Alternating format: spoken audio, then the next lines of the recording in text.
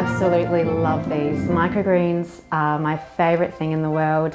Our family loves them, hence why I started doing this. Just because there was a need for it here, I couldn't find it, so I decided to grow it and here we are. They don't only look beautiful, all the colours, the flavours, the textures, they actually have so many micronutrients as well. So being cut at such a small age, they're packed full of so many more vitamins, nutrients and living enzymes.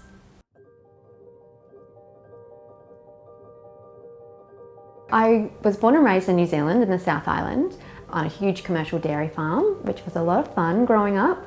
So having my hands dirty is something natural to me, wanting to be involved with the rural landscape and especially here in this region. Just growing up on the land in that really self-sufficient lifestyle, especially having children, really understood what it was to have healthy food and really know your region and know your regional producers. Great food helps fuel little minds. I think it's incredibly important to have those DIY kits available for children so that they can get their hands dirty, they can see what a seed looks like, what they need to do to put it into the earth, and then eventually seeing something come up that they can eventually eat. That's something that a lot of kids don't have a chance to do these days, and it just gives them a really great value for where the food comes from and that they can actually do it themselves as well. Microgreens are recommended to be eaten raw. You can eat them in burgers, in omelettes is one of our favourites. Really great for side dishes, topping in your tacos. I grow a variety of different microgreens such as pea shoots, radish, sunflower. I also source edible flower seeds. I provide edible flowers for baking and cocktails and for plating. Setting the business up was quite a challenge, trying to source really good quality non-GMO seeds.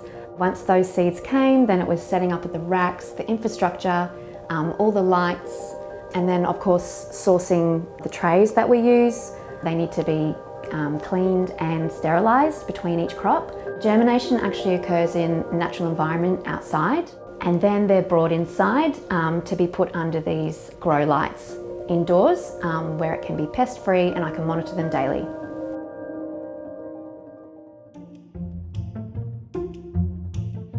I heard about the Greater Whitsunday Food Network when it first started 5 years ago, and I was very interested in what was happening in the region and their support that they were going to be providing.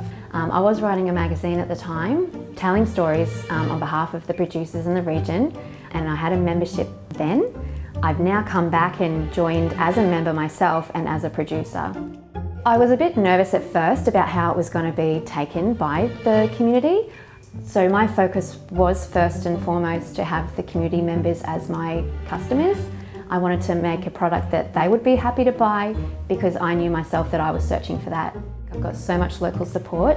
It's now growing where I'm supplying to cafes and restaurants in Mackay as well.